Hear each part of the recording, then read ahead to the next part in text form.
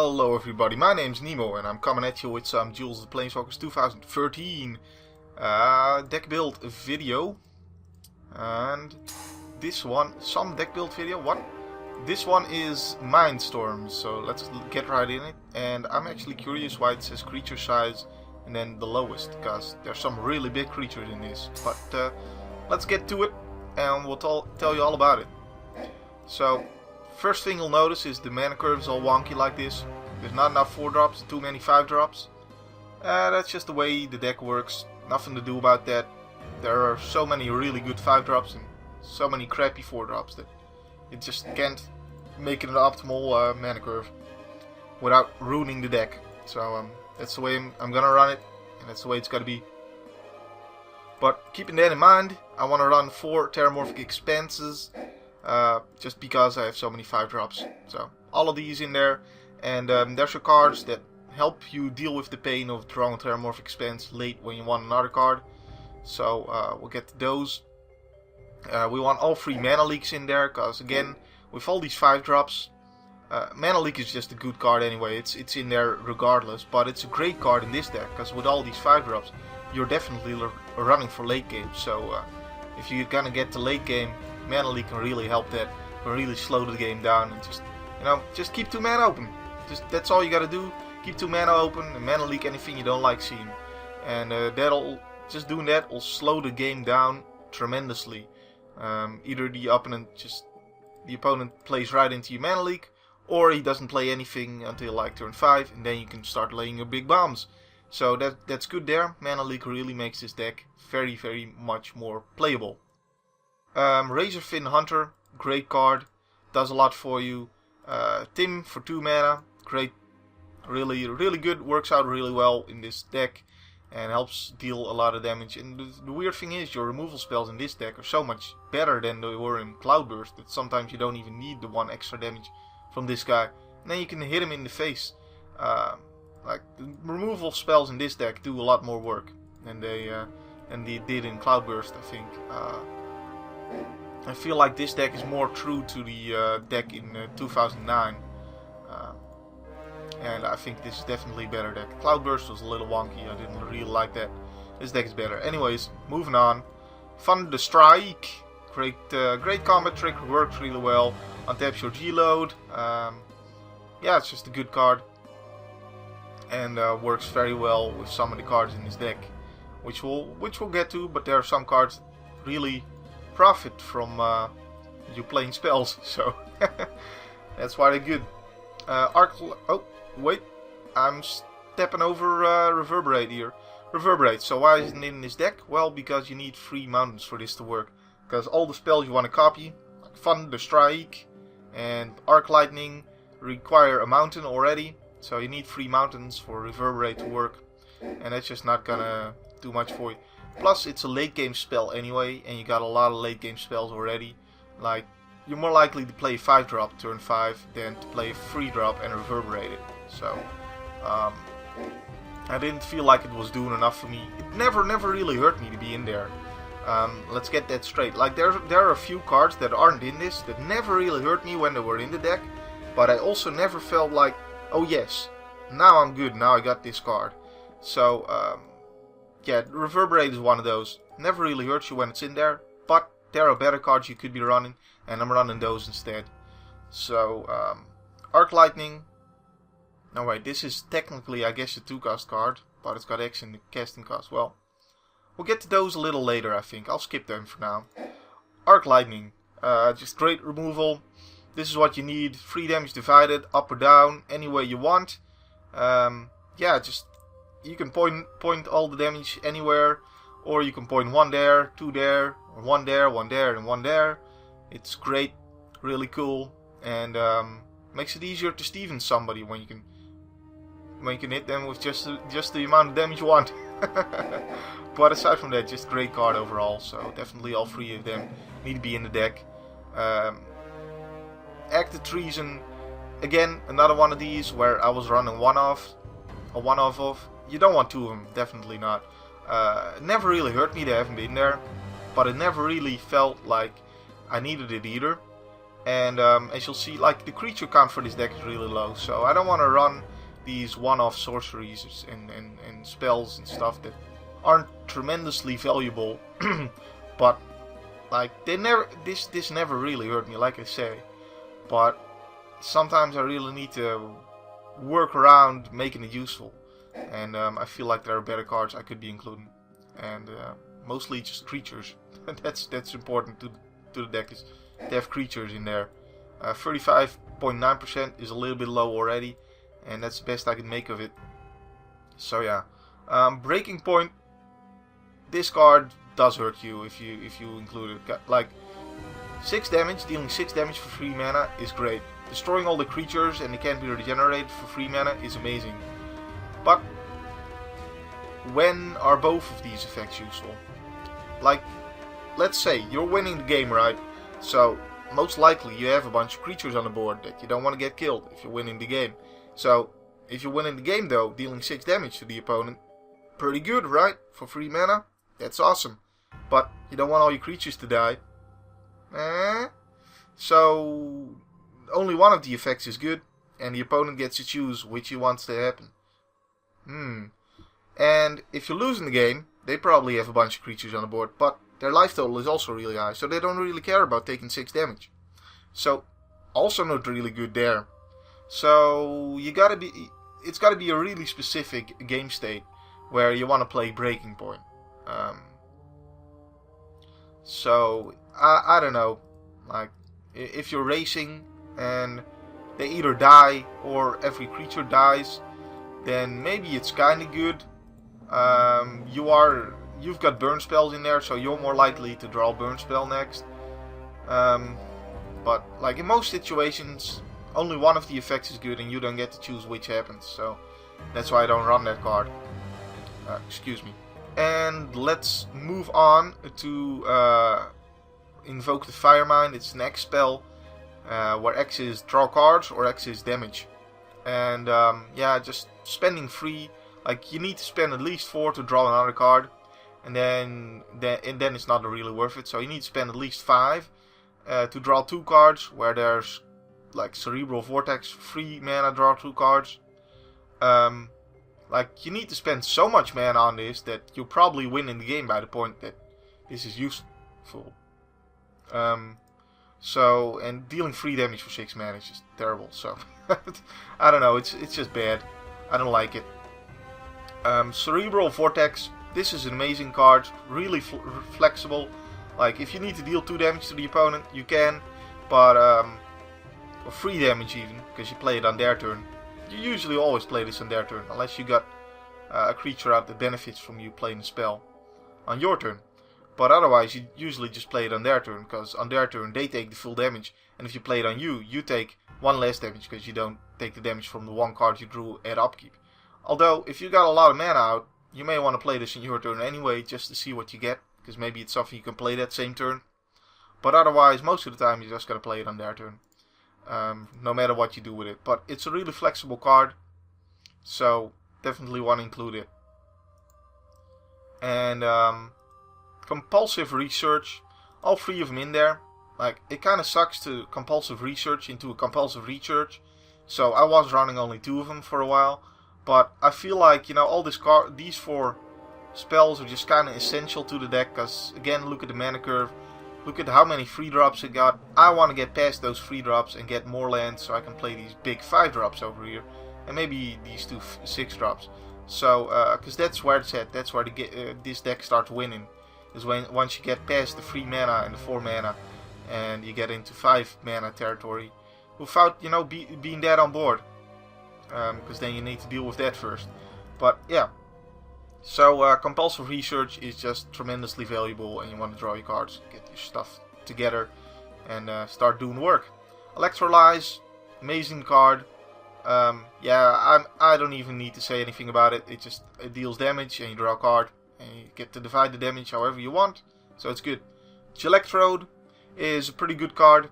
I think it was better it'll really shine more in Cloudburst. There are more of them there too, but it's still really good in this deck. But it's not as needed like Cloudburst. In Cloudburst, Electrode was pretty much the only good card there, but in this one, It's not that needed, but it's still really good. Still really valuable. So include one of them there, and it's a creature, so you want to include it. You want to include all the good creatures because you only get so many. Quicksilver Dagger. This isn't a creature, but it's still in there rather than this 4th Wee Dragonauts. I guess I should talk about the Wee Dragonauts first. They're amazing. Backbone of this deck, but I was drawing a little bit too many of them. Even though I really do want to draw creatures though, but I was drawing, like, if you draw more than one Wee Dragonauts, that's kind of wasted. You don't always need that. And Quicksilver Dagger, I feel like it's not a creature, but it can be in there because it draws you another card. And most of the time you're going to play this when the opponent is tapped out, and you get to draw a card regardless.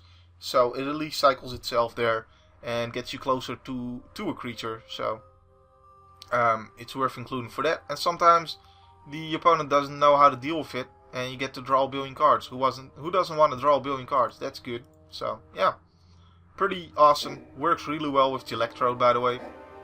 Pretty amazing combo.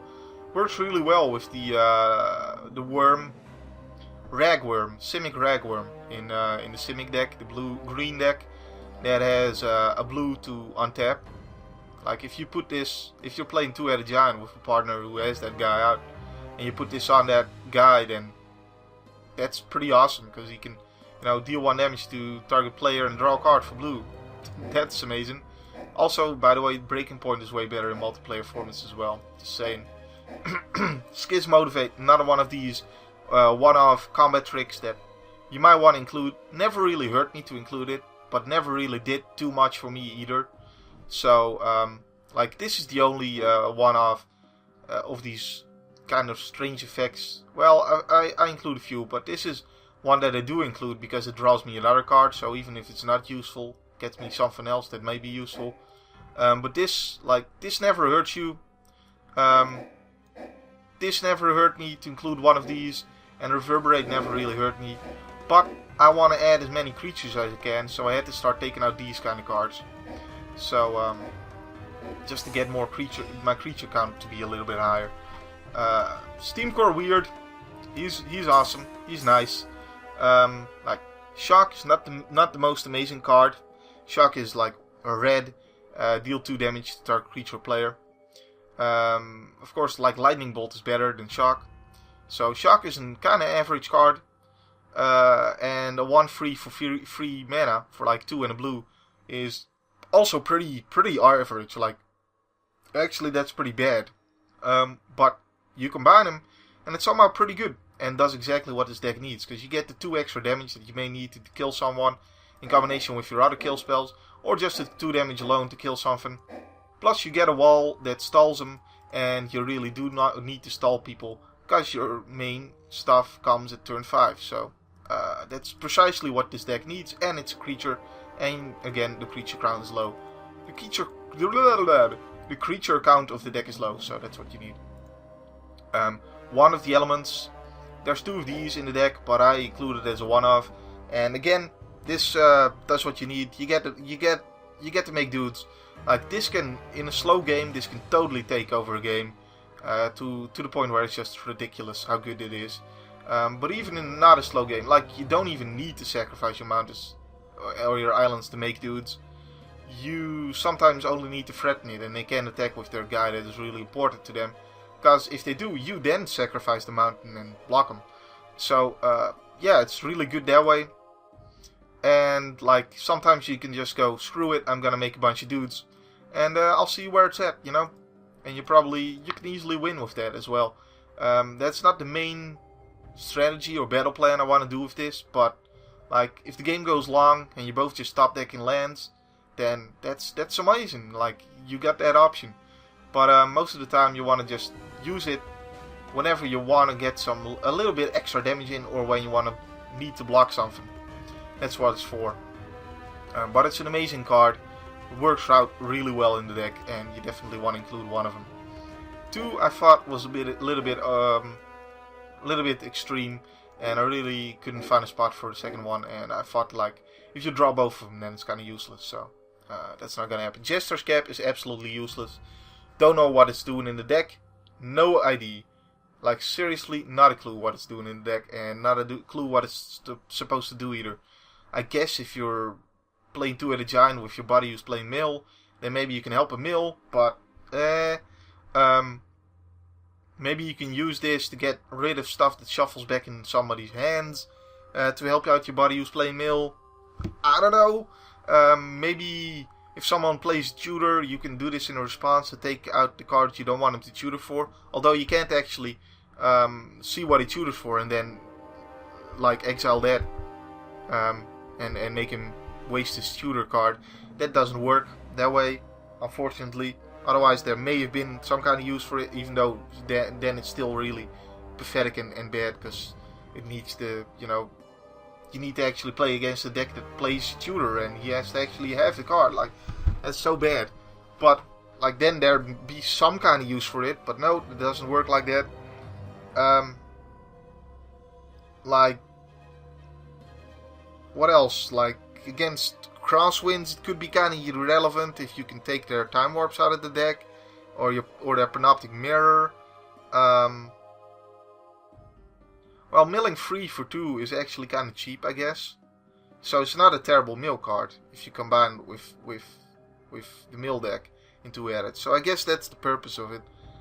Something else I thought of that I don't think works is taking their exiling the land in response to them cracking Terramorphic Expanse.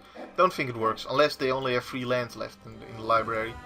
But I don't think you can target the same land they target, because I think they get the land as soon as they click on it. So, but yeah, just if you know a use for it, then feel free to comment on it and tell me what it's used for, because I'm kind of stumped with this. I guess it's just for two-headed giant with your body use plain mill. That's the only thing I can really think of that makes sense. Lightning Elemental, 4-cost guy with 1 toughness. Screw that. That's terrible. Tetrahydrox, 4-cost guy that's a 3/3, and that returns to your hand whenever they so much as look at it. Screw that, it's terrible. Nah, I mean it survives everything, but it's still terrible, because they just keep time walking you whenever you... they just make you play it every single turn, and this deck is probably too slow. Like, you're probably behind already, so that isn't gonna save you, isn't gonna help you much. So screw the guy, it's terrible. So yeah, if these were better creatures, then the creature count might be higher. But unfortunately, I can't include these because they are absolutely horrible and just bad. So Pucus Mischief is an interesting card. I think it's multiplayer formats mostly. Again, you're gonna be behind with this deck, so you may be forced to like exchange the Pucus Mischief itself for one of their cards, and then you're just sad, and then it's even easier for them to just steamroll you anyways, when they can take whatever good you do drop later. Like, I mean, look at this. You don't have a 1-drop. You have 2 2-drop creatures. You have only well, you have 6 3-drop creatures, but still, like, you don't always have a creature in these first few turns. So if then, or maybe just 1 and they kill it, and if then all you got is Pucus Mischief turn 4, then you're really, really behind. So that's why I don't like it there. Actually, Steamcore Weird is a 4-drop, not a 3-drop. So yeah, you really only have like 4, 5, 6 creatures until turn 4. So yeah, I don't want to be playing Pucus Mischief turn 4. That's bad. Then we move on to the 5-drops, and I guess we'll talk about these creatures first. Izzet Chronarch is a worse version of the guy in Crosswinds. Plus, this deck doesn't really do infinite combos or anything. Like, it can get back Time Warp and stuff, but this deck isn't as control-y. This deck is more about dealing a lot of burst damage in 1 turn, and you just gotta get there. So it's not as slow as Crosswinds, so it doesn't do as much for you. Plus 5 mana, that 1 mana really matters a lot. So all in all, it's just a bad card. Like, dual colored cards should be better than a monocolored variant, but this is worse. So I don't get what's up with that. Jinna Wishes. This guy does a bunch of fancy stuff, but in the end he's a flying 4/4 for 5. And you got better creatures with 5 mana. And like, his ability is totally... you can't count on it. So I don't like it. and you gotta spend 4 mana on something that you can't count on. So I don't like his ability, and just being a 4/4 flying for 5 isn't good enough for me. This guy is better. Almost worth running is run for the fact that Spellbound Dragon is just so amazing for this deck. Because again, this deck wants to deal burst damage, and Spellbound Dragon is perfect for that. Just as Sweet Dragonaut is perfect for that.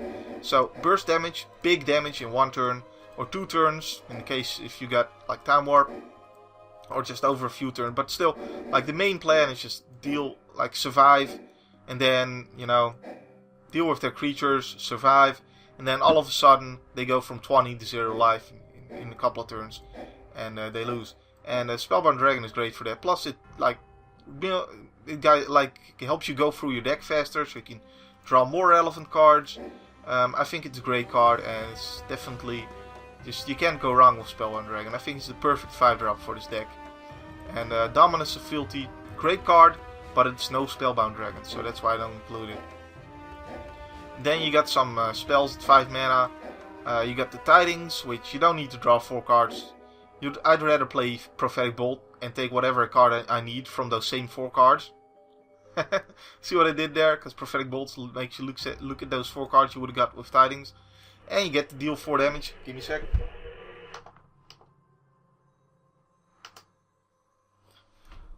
Sorry about that. And let's continue. Alright, I was talking about Prophetic Bolt. So Prophetic Bolt deals, like, yeah, it's just an amazing card. Deals 4 damage, get to look at whatever you need and get to plan ahead. And that's what this deck needs to do, is plan ahead. So that's great, works really well. So, yeah. Then we get to the Time Warp, and I only included 1. Why did I only include 1? Nemo, are you absolutely out of your mind, batshit insane crazy, for only including 1 Time Warp? Obviously, if you can include Time Warp, you include all the Time Warps you can include. Well, I don't know about that, because I need Beacon of Destruction. I found that sometimes you really need to deal 5 damage. And I know you got 3 Prophetic Bolts, and I wasn't about to take out a Prophetic Bolt to include Beacon of Destruction. But I just felt, I really felt like you need 5 damage sometimes. And just in playtesting, this card does so much for you.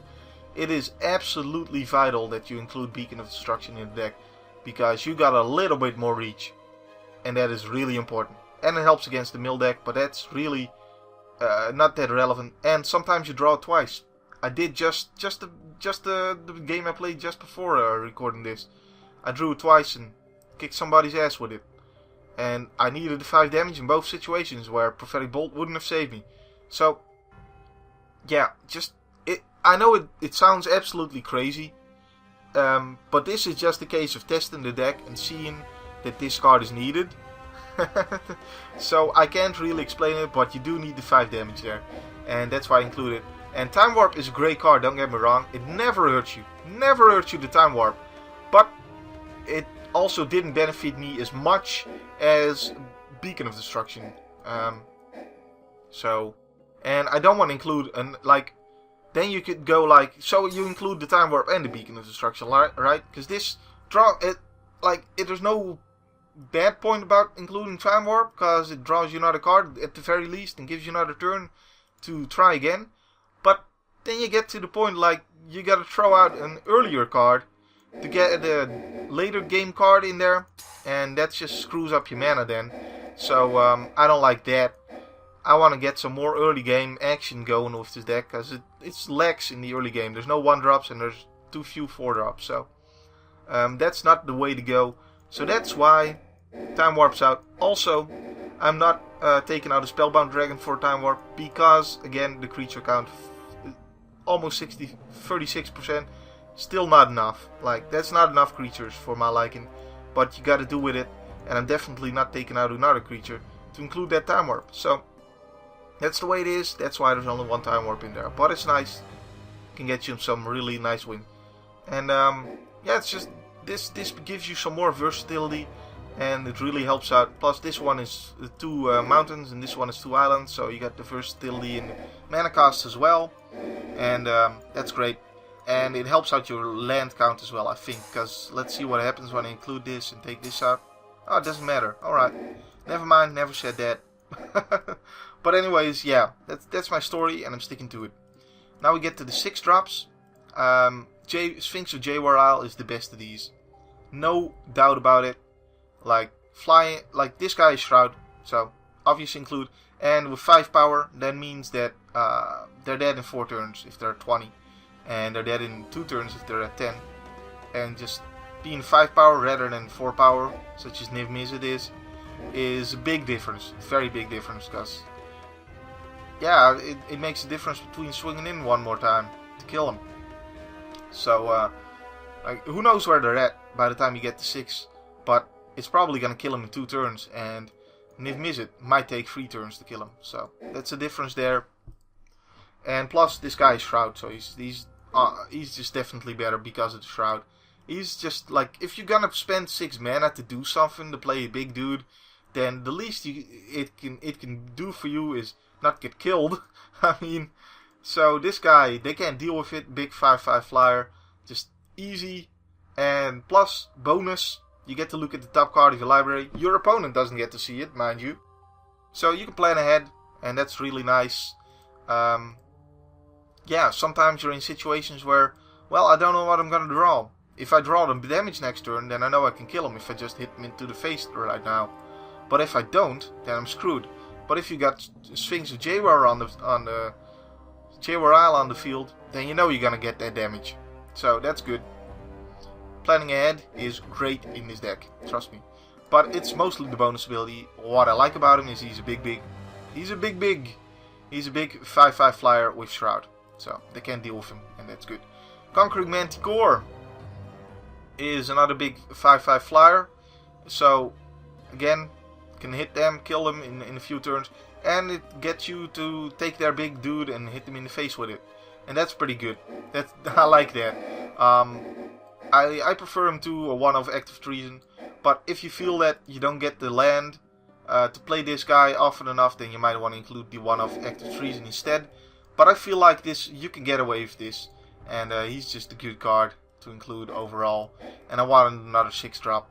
Now that I included the 4th Terramorphic Expanse, I felt like I could get a little bit more crazy with the big creatures. Originally I didn't have him in, but I feel like he's good enough and should be in there. And I feel like he's better than these other 6 drops you could be running. So 1 of these. But this guy is the nuts balls. This guy is the best. It's a 6 drop. This guy is just weird and stupid and smells artifacts. Like, what? I want 4 drops, maybe 5 drops that can kill artifacts. And if they're 5 drops, I want them to be able to kill enchantments as well. Maybe even lands as well. You hear me? Like, Acidic Slime is amazing. But this guy is all but amazing. Like, a 6 drop needs to be a big beating stick. And this guy is just there to kill artifacts. Like, what? Yeah, he's a flying 5/5, but like, it's very, very unlikely that the fact that he's a big flying 5/5 is going to be relevant, as well as him destroying artifacts being relevant. So that's why I don't like him. Mindwreck Liege, this guy should have cost at 4 and maybe be a 3/3 or 2/2. But at 6, he's not worth it. Like, his ability, like, my guys get bigger, okay, great. I don't have enough guys to make that really worth it anyway with this deck. And next, his other ability makes me cast stuff for cheaper. By the time I got 6 mana, I can cast anything I want, so what the hell? Why do I need that? Niv Mizzet, he's just too clunky, too slow, doesn't do what I want, doesn't have Shroud like this guy does. Doesn't take that big guy and hit him in the face with it. Because at turn 6, I want to be winning. I don't want to do like more tricks and shits to get more cards. I feel like if I got the 6 lands, I probably done enough card drawing and I got the right hand to kill him with. So I don't want this guy. I want this guy, or I want this guy. Sphinx of Magosi, he's great. He's a big 6/6 flying beater, but this 3 islands makes it a little bit less easy to cast than Conquering Manticore. Turn he comes out, he doesn't take the big guy and hits him in the face with it. Plus, and he doesn't have Shroud, so I don't think he's as good as either of these two. Drawing cards is great. Again though, I don't want to draw cards with a turn 6 thing. I feel like I've done enough of that with Prophetic Bolts and Electrolyzes and Compulsive Researches and Cerebral Vortexes and even like this Quicksilver Dagger. There's plenty of card draw earlier on. I don't need to do that. later, and making this guy bigger is irrelevant because 6/6 is big enough anyway. Plus, this guy is the worst to get briberied out of your deck, out of these cards. So, anyways, I feel like he's just not needed. These guys do a better job of coming down and delivering a beating. And once you get to the 7 drops, you know you're in crazy man's land. Nobody's gonna run these, unless like, all right, well, free for all games, 2-headed giant maybe, but mostly I think free for all games you'd set this deck up to be very different, and maybe include one of these Thunder Dragons, but definitely not free. Insurrection would be amazing in free for alls, definitely. Living Inferno might be good there. Like Mind Wreck Leash, no. I'd probably rather include Niv Mizzet, Sphinx and Magosi and stuff. But I'd probably just include all the Conquering Manticores in free-for-alls, because there's bound to be something worth taking. And I'd include the Dominance of Fealties, and the Time Warps, the Tidings, and probably some Nivet, some Izzet Chronarchs, stuff like that. And Pucus Mischiefs, cool in free-for-alls, and you know, stuff like that. I'd include all the Quicksilver Daggers, I'd include Breaking Points, I'd include Active Treasons there. And yeah. And I said I'd come back to Volcanic Geysers, so I guess I will. Good thing I scrolled back, right, to look at it. Well, anyways, now that I've shown you the rest of the deck, you tell me what I have to take out to include a Volcanic Geyser. Personally, I think when you look at the mana curve of the deck, I want to focus on surviving early with all these cards, because if I get late, I'm gonna win anyway. And this thing can deal a lot of damage with just one card, whereas instead I could be playing like you know, a Prophetic Bolt, or like Steam Core Weird and an Arc Lightning to get to the same kind of damage. But like, and this would be card advantage. But if I get late, from all the stuff I played early just to get the land to get late, I probably got a lot of cards in my hand anyway. So it doesn't really matter for the card advantage there. And this is just too expensive to have to pay 2 more to deal that damage. I'd rather just include Reverberate then.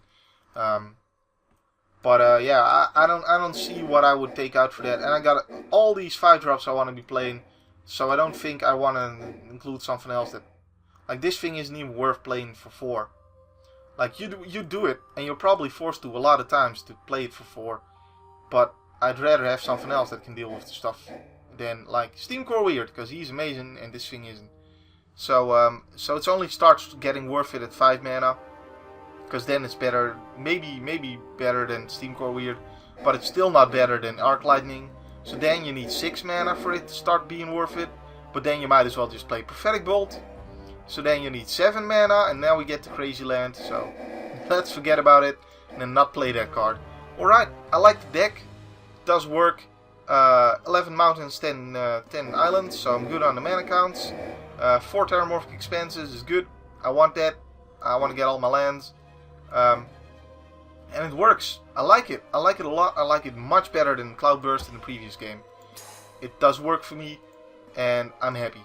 Alright guys, my name's been Nemo, my name will still be Nemo in the next video, which is going to be the gameplay to this very deck. So stay tuned for that. If you like this, or to help you out in any way, then go ahead and leave your thumbs up. Because you know what, those thumbs up are going to help me out and make my channel grow, which means that more people get to see my great content. And if more people get to see my great content, that gets me more motivated to deliver even better content. And that helps you out in the process. So that's important.